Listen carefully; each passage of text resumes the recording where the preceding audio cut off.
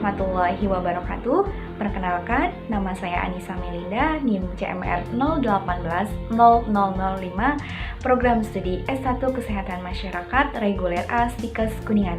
Dalam video ini, saya akan mereview 3 buah jurnal dengan tema tuberkulosis untuk memenuhi salah satu tugas mata kuliah Surveillance Kesehatan Masyarakat dengan dosen pengampu Bapak Hamdan SKM MKM. Baik, langsung saja kita ke pembahasan. Jurnal yang pertama. Yang pertama, jurnal dengan desain cross-seksional dengan judul Faktor-faktor yang berhubungan dengan kegagalan pengobatan TBC di wilayah kerja Puskesmas Darussalam, Kecamatan Medan Sunggal.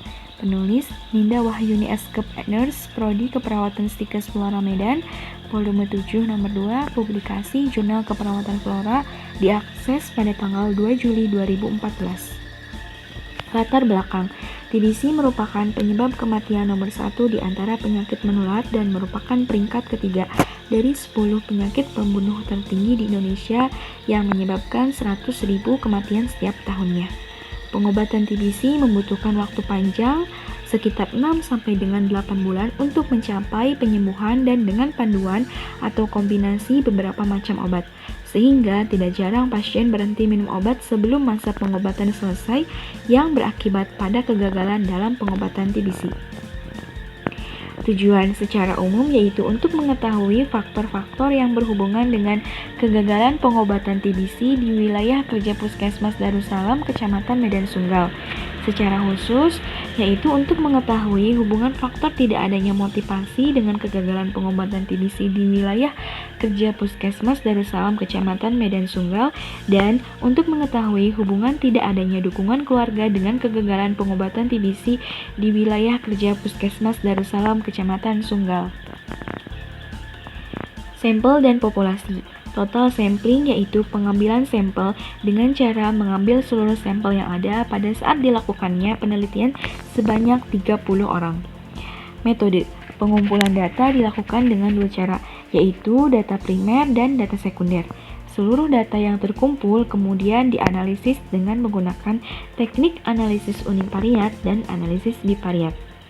Penelitian yang dilakukan bersifat analitik dengan penelitian cross-seksional, yaitu di mana variabel independen dan dependen diteliti secara bersamaan yang bertujuan untuk mengetahui faktor-faktor yang berhubungan dengan kegagalan pengobatan pada pasien TBC di Puskesmas Darussalam, Kecamatan Medan Sunggal.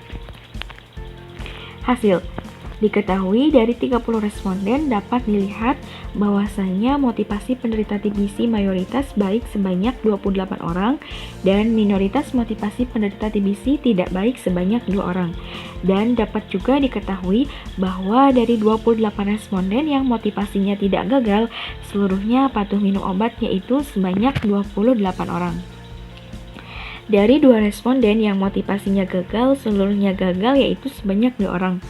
Berdasarkan hasil uji Chi-square mengenai hubungan motivasi penderita TBC dengan kegagalan pengobatan TBC di Puskesmas Darussalam, Kecamatan Medan Sunggal dengan derajat kemaknaan alfa sama dengan 0,05 dan DF sama dengan 1, diperoleh hasil perhitungan yaitu X2 hitung 30,00 lebih besar dari X2 tabel 3,84, maka HO ditolak.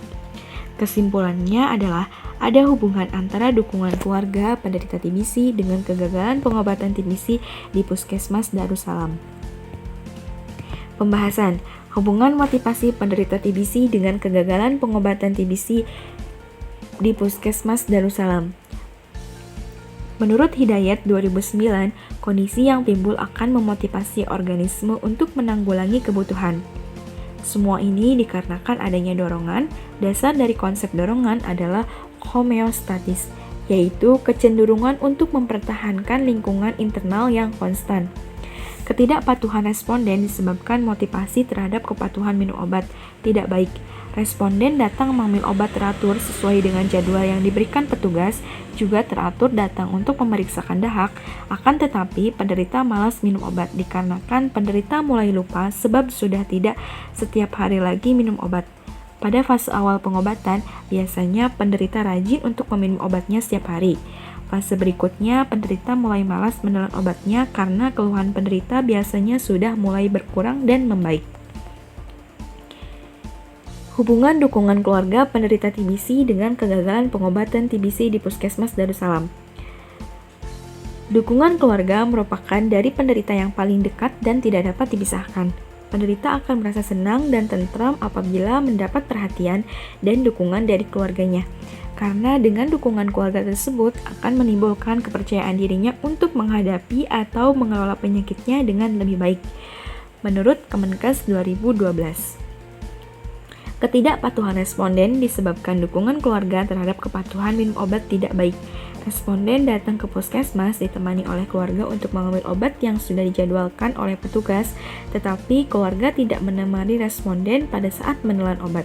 Selain itu juga, keluarga tidak meyakinkan penderita bahwa pengobatan yang teratur akan memberikan kebaikan bagi penderita maupun keluarga. Saran atau masukan. Jurnal mengenai faktor-faktor yang berhubungan dengan kegagalan pengobatan TBC di wilayah kerja Puskesmas Darussalam, Kecamatan Medan Sunggal ini menurut saya sudah layak untuk dijadikan sebuah rekomendasi dan bahan rujukan untuk para pembaca karena mudah untuk dipahami, meskipun memang masih ada kekurangan. Peneliti sebaiknya mencantumkan hasil dari penelitian lain agar mendukung hasil penelitian ini dan sebaiknya jurnal ini mencantumkan tahun penelitian agar pembaca tahu tahun berapa dilakukannya penelitian. Kelebihan. Judul sudah sesuai dengan isi penelitian dan terdapat variabel bebas dan variabel terikat.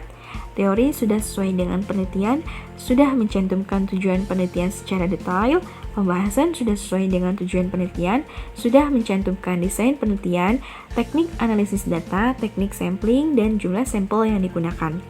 Jurnal ini memiliki kelebihan pada hasilnya banyak diberikan gambaran-gambaran seperti tabel yang membuat pembaca lebih mudah memahami hasil dan penelitian jurnal tersebut. Kekurangan. Penulisan nama penulis belum tepat, masih menggunakan gelar dan institusi tidak ditulis di bawahnya. Dalam jurnal tersebut, institusi ditulis di pinggirnya, bukan di bawahnya. Kemudian, belum menjelaskan manfaat penelitian secara detail. Peneliti belum mencantumkan saran baik institusi kesehatan masyarakat maupun peneliti selanjutnya. Tidak tercantumnya tanggal disetujui dan dipublikasi. Berikut adalah referensi dari jurnal yang sudah saya bahas tadi. Next, yang kedua, jurnal dengan desain case control. Judulnya yaitu faktor-faktor yang berhubungan dengan penyakit TBC pada nelayan di lingkungan Kampung Nelayan Seberang Lingkungan 12 Kelurahan Belawan 1 Medan. Penulis Fitri Handayani Lubis dan Rizka Anissa, Institut Kesehatan Deli Husada Deli Tua. Volume 2 nomor 1, publikasi 31 Oktober 2019, diakses pada tanggal 31 Oktober 2019. Latar belakang. Besarnya jumlah penduduk Indonesia yang bekerja sebagai nelayan secara langsung menyebabkan tingginya kebutuhan akan tempat tinggal bagi nelayan, sehingga para nelayan mulai mencari daerah alternatif yang dapat dijadikan tempat tinggal. Tidak sedikit masyarakat yang berprofesi sebagai nelayan tersebut mulai mendirikan pemukiman di atas permukaan laut dengan alasan untuk memudahkan proses penangkapan ikan. Namun, di sisi lain, kondisi lingkungan fisik rumah di pemukiman nelayan yang tidak memenuhi syarat kesehatan inilah yang dapat menjadi salah satu faktor resiko yang berhubungan dengan penyakit TBC. Tujuan. Tidak dicantumkannya tujuan dari penelitian tersebut, populasi dan sampel. Populasi kasus dalam penelitian ini adalah nelayan yang bertempat tinggal di Kampung Nelayan Seberang Lingkungan 12, Kelurahan Belawan 1, Medan. Populasi kontrol adalah nelayan yang bertempat tinggal di Desa Yong Panah Hijau, Kelurahan Belawan, Medan. Metode konsekutif sampling, di mana semua nelayan yang memenuhi kriteria pemilihan dimasukkan dalam penelitian sampai jumlah subjek yang diperlukan dipenuhi, sedangkan pemilihan kontrol berdasarkan pencocokan atau matching, kelompok usia dan lama bekerja sebagai nelayan. Desain. Jenis penelitian ini adalah penelitian analitik dengan desain case control yang bertujuan untuk menganalisis faktor-faktor yang berhubungan dengan penyakit TBC pada nelayan. Hasil, distribusi karakteristik nelayan. Berdasarkan tabel, dapat diketahui pada kelompok 45 orang responden pada kelompok kasus mayoritas nelayan berusia 21 sampai dengan 30 tahun dengan masa kerja 1 sampai dengan 3 tahun dan tidak pernah memiliki pekerjaan selain nelayan, sedangkan 45 kelompok kontrol diketahui bahwa mayoritas nelayan berusia 21 sampai dengan 30 tahun dengan masa kerja 1 sampai dengan 3 tahun dan tidak pernah bekerja selain menjadi nelayan. Distribusi variabel penelitian. Variabel yang diobservasi terdapat 23 kondisi ventilasi responden yang tidak memenuhi syarat dan 17 yang memiliki kondisi ventilasi responden yang memenuhi syarat. Dari 40 rumah yang diobservasi terdapat 25 kondisi lantai responden yang tidak memenuhi syarat dan 15 memenuhi syarat. Pembahasan. Keadaan ventilasi merupakan perbandingan antara luas lubang penghawaan dengan luas lantai seluruh ruangan. Lubang penghawaan yang dimaksud adalah seluruh lubang pada dinding rumah yang berfungsi sebagai sarana yang memungkinkan pertukaran udara dari luar ke dalam dan juga sebaliknya. Hasil penelitian ini menemukan pada kelompok kasus mayoritas rumah nelayan tidak memenuhi syarat dan pada kelompok kontrol diketahui memiliki karakteristik yang sama, yaitu mayoritas ventilasi rumah nelayan tidak memenuhi syarat.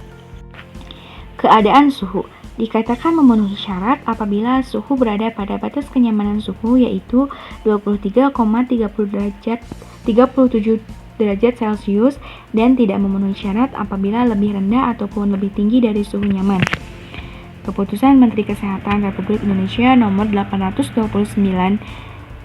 tahun 1999. Hasil penelitian ini menunjukkan pada kelompok kasus mayoritas rumah nelayan memiliki suhu yang tidak memenuhi syarat, begitu pula yang ditemukan pada rumah nelayan kelompok kontrol. Kepadatan hunian rumah. Tingkat kepadatan hunian rumah dalam penelitian ini dinilai dari rasio luas lantai dengan jumlah penghuni tetap. Padat apabila rasio kurang dari 8 meter persegi atau orang dari luas lantai rumah, dan tidak padat bila rasio lebih besar sama dengan 8 meter persegi atau orang dari luas lantai rumah. Hasil penelitian menunjukkan bahwa mayoritas rumah pada kelompok kasus memiliki kepadatan hunian yang memenuhi syarat. Begitu pula yang ditemukan pada rumah responden pada kasus kelompok kontrol. Saran atau masukan. Jurnal mengenai faktor-faktor yang berhubungan dengan penyakit TBC pada nelayan di Kampung Nelayan Seberang Lingkungan 12, Kelurahan Belawan 1, Medan ini menurut saya sudah layak untuk dijadikan sebuah rekomendasi dan bahan rujukan untuk para pembaca dan peneliti lain, karena menarik, yaitu dengan cara dibuatkan poin-poin pembahasan yang mana nyambung dalam kehidupan sehari-hari. Namun sangat disayangkan tidak dicantumkannya tujuan dari penelitian ini. Saran saya sebaiknya dicantumkan tujuan dan manfaat penelitian secara detail agar pembaca mengerti apa tujuan dan manfaat penelitian, dan sebaiknya mencantumkan hasil dari penelitian lain agar mendukung hasil penelitian ini. Kelebihan.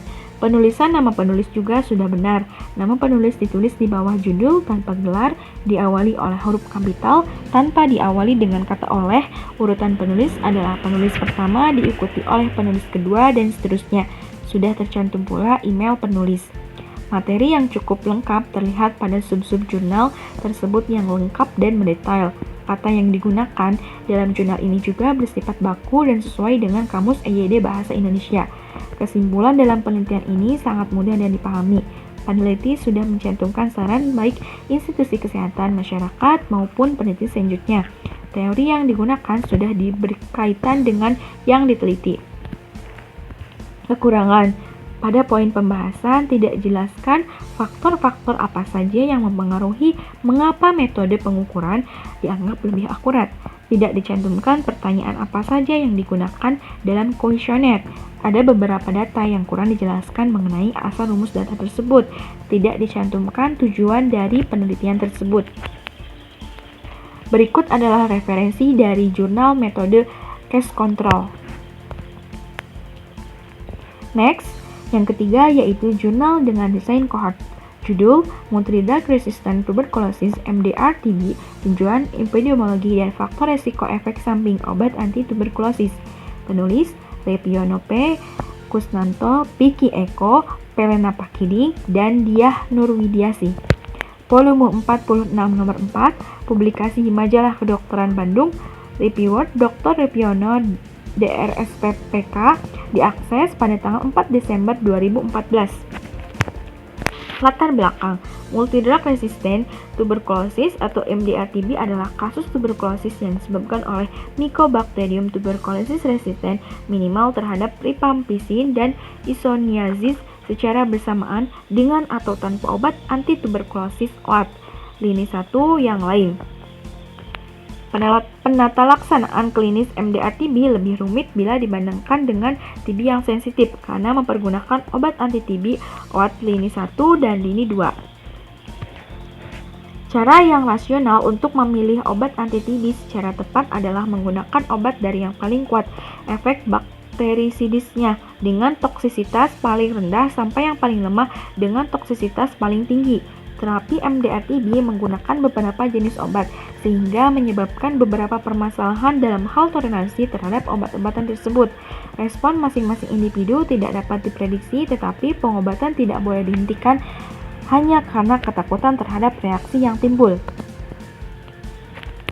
Tujuan untuk menggambarkan macam dan juga frekuensi efek samping yang berhubungan penggunaan OAT pada kasus MDR-TB dan untuk mengetahui hubungan faktor risiko dengan kejadian efek samping pada kasus MDR-TB di rumah sakit.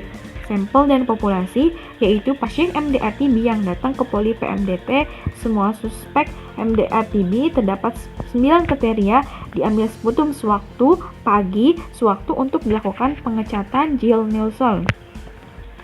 Penelitian ini dilaksanakan di Poli Programmatic Management of Drug Resistant Tuberculosis atau PMDT Rumah Sakit Umum Daerah Dr. Muwardi Surakarta yang merupakan pusat rujukan pasien MDR-TB di Jawa Tengah.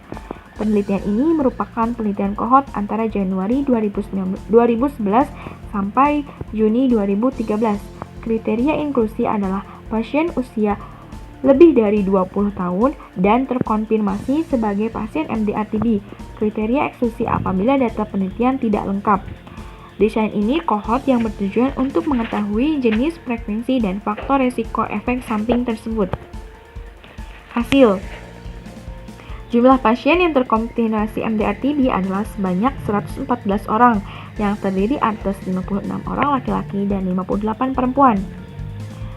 Usia lebih dari 41 tahun lebih banyak dibandingkan dengan usia 20 sampai dengan 40 tahun. Efek samping yang terjadi antara lain berupa mual dan muntah, artralgia, gangguan psikiatri, renal, gangguan pendengaran, gangguan tidur, hipokalemia, hiperuremia, diare, nyeri pada tempat suntikan, derajat efek samping berat ataupun ringan. Pembahasan: mual dan muntah, gangguan gastrointestinal merupakan efek samping yang paling sering ditemukan dibandingkan dengan efek samping lainnya, yaitu 79,8% dan 78,9%. Pada penelitian ini tidak dapat menunjukkan obat yang diduga sebagai penyebabnya efek samping tersebut. Saran atau masukan: jurnal mengenai multidrug resistant tuberculosis MDR-TB, tinjauan epidemiologi dan faktor risiko efek samping obat anti-tuberkulosis menurut saya sudah layak untuk dijadikan sebuah rekomendasi dan bahan rujukan untuk penelitian lain. Tetapi jika untuk pembaca menurut saya kurang cocok, dikarenakan kata-kata sulit untuk dimengerti oleh pembaca yang awam, dan ditambah lagi tidak ada kesimpulan di akhir jurnal, sehingga pembaca tidak dapat menangkap gambaran yang dibahas di jurnal tersebut. Sebaiknya peneliti mencantumkan kesimpulan di akhir, agar pembaca bisa menangkap apa-apa saja yang diteliti, bagaimana hasilnya, dan mencantumkan saran baik institusi kesehatan, masyarakat, maupun peneliti selanjutnya. Dan sebaiknya dicantumkan manfaat penelitian secara detail, agar pembaca mengerti apa manfaat dari penelitian tersebut. Kelebihan: penulisan nama penulis juga sudah benar. Nama penulis ditulis di bawah judul tanpa gelar, diawali oleh huruf kapital, tanpa diawali dengan kata oleh. Urutan penulis adalah penulis pertama diikuti oleh penulis ketiga dan seterusnya. Penyajian data sudah dalam bentuk kalimat dan tabel, sudah tercantumnya tanggal diterima, tanggal disetujui, dan tanggal dipublikasikan.